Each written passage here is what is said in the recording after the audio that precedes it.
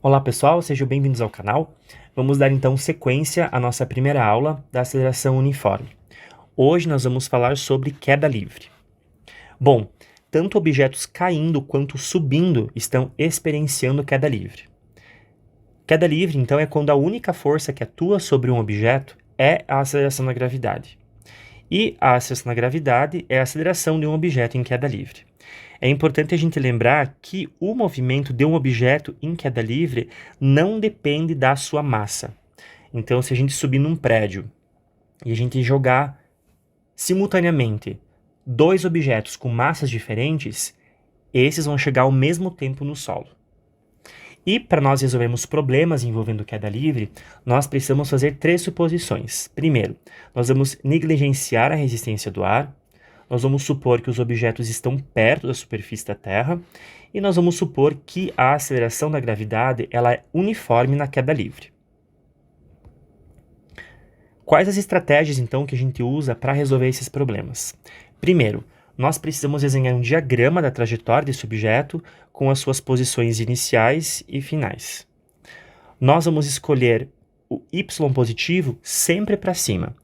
Se a gente pegar lá o nosso eixo do x e do y, a gente sabe que o nosso eixo positivo do x é da esquerda para a direita e o eixo positivo do y é de baixo para cima. Depois nós vamos identificar as variáveis e nós vamos utilizar essas equações aqui para resolvermos os nossos problemas. Vocês podem notar que essas equações são as mesmas que a gente utilizou na nossa primeira aula, só a gente mudou os x pelos y, porque agora nós estamos no eixo vertical, nós estamos falando de queda livre.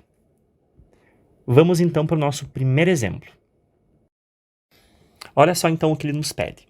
Uma pessoa derruba uma bola em repouso de cima de um penhasco. Após 5 segundos, ela bate no chão. Qual é a altura desse penhasco? Primeiro então vamos definir a posição inicial e final da nossa bola. Posição inicial é quando a pessoa deixa a bola cair, e a posição final é quando essa bola atinge o solo. E vocês vão concordar comigo que a altura desse penhasco vai ser exatamente o deslocamento da nossa bola. Então a gente quer descobrir o ΔY. Vamos extrair agora as informações do problema. A gente sabe que a bola começa em repouso, então a velocidade inicial foi de 0 metros por segundo. O tempo para atingir o solo foi de 5 segundos. E a aceleração é a aceleração da gravidade. Se vocês lembram, a aceleração da gravidade tem um valor de 9,81 metros por segundo ao quadrado. Por que a gente utiliza a nossa aceleração da gravidade negativa? Porque quando um objeto está caindo para a superfície da Terra, ela está indo contrário ao nosso eixo do y positivo. Então, toda vez que a gente tiver um problema de algo caindo sobre a superfície da Terra, a nossa aceleração da gravidade vai ser sempre negativa. Aqui, para facilitar o cálculo, vamos arredondar esse valor para menos 10 metros por segundo ao quadrado. E a gente quer descobrir, então, o deslocamento da nossa bola. Olhando para as equações aqui embaixo, a gente percebe que a gente não tem a velocidade final da nossa bola. Então, a gente não pode utilizar essas duas equações. Então, vamos utilizar a primeira. Agora é só substituir os valores. Então, nós temos o deslocamento que queremos descobrir.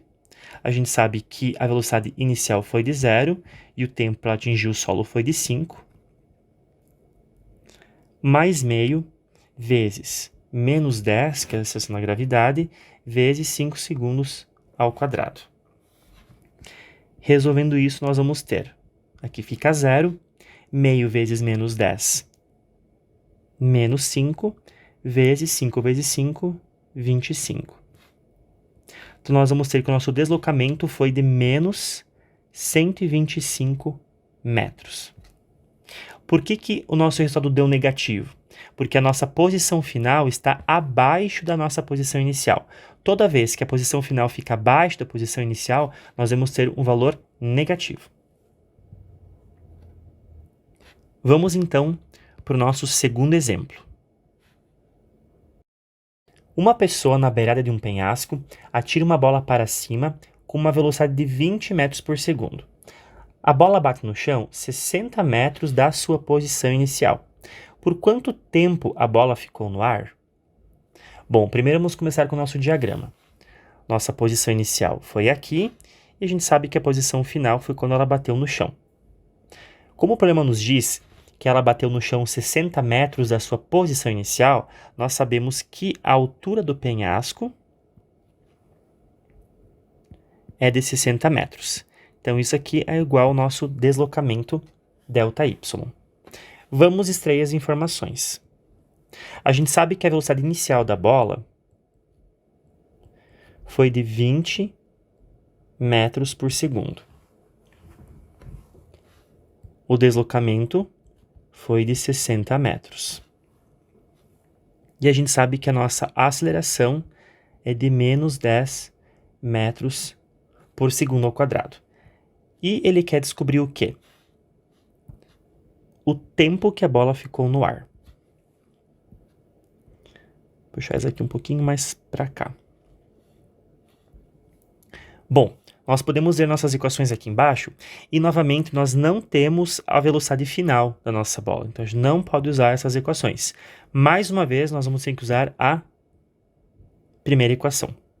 Então, vamos substituir os valores. Nós temos um deslocamento de 60, uma velocidade inicial de 20, vezes o tempo que queremos descobrir, mais meio, a aceleração de menos 10 e o tempo que queremos descobrir. Resolvendo, vamos ficar com 60 igual a 20t, aqui, menos 10 vezes 1 meio, menos 5t ao quadrado.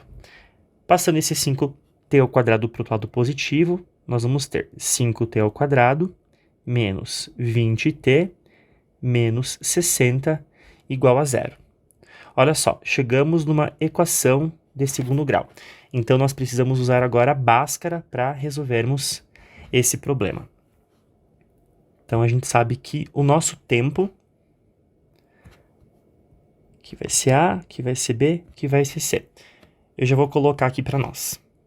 Mais menos, raiz quadrada é D. 20 ao quadrado, menos 4, vezes 5, vezes menos 60.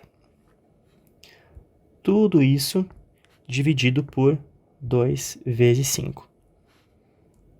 Resolvendo isso, nós vamos ter 20 mais menos 40 dividido por 10. Fazendo essa conta, nós vamos ter que t' é igual a 6 segundos e t duas linhas é igual a menos 2 segundos. Como não existe tempo negativo, nós temos que nossa resposta é 6 segundos. Então, esse foi o tempo que a bola ficou no ar. Nós podemos fazer também esse exercício de um segundo jeito. Nós podemos dividir essa viagem em dois. Primeiro, a gente vai colocar nossa posição inicial aqui e uma posição final aqui. Então, a gente vai primeiro calcular essa trajetória e depois a posição inicial aqui e a final aqui embaixo. Mas isso não é necessário. Vocês podem tentar fazer e vocês vão ver que vai dar o mesmo resultado. Vamos então para o nosso exemplo número 3. Ele diz o seguinte: uma pessoa pula e passa exatamente 1 segundo no ar. Com qual velocidade inicial essa pessoa pulou? Aqui nós temos que tomar bastante cuidado. Por quê? Porque nós temos duas trajetórias. Vamos olhar aqui para o nosso diagrama. Nós temos a primeira trajetória de quando a pessoa pula e chega no seu destino final. E nós também temos uma outra trajetória de quando a pessoa retorna ao solo. Então, ela passou exatamente 0,5 segundos em sua primeira trajetória e outros 0,5 segundos para retornar ao solo. Só que o problema nos pede a velocidade inicial de quando essa pessoa pulou. Então, a gente somente está interessado na primeira trajetória.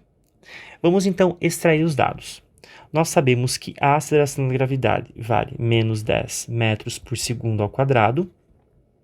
O tempo que a pessoa passou em sua primeira trajetória foi de 0,5 segundos.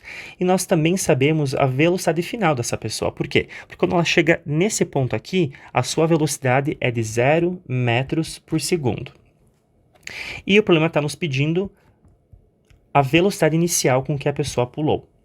Olhando as nossas três equações aqui embaixo, nós notamos que nós não temos o deslocamento da pessoa. Então, nós não podemos usar nem a primeira e nem a terceira equação.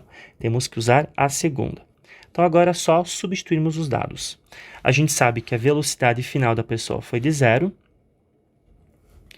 A velocidade inicial é o que queremos descobrir, mais a aceleração da gravidade vezes o tempo. Resolvendo isso, vamos ter menos 10 vezes meio, menos 5.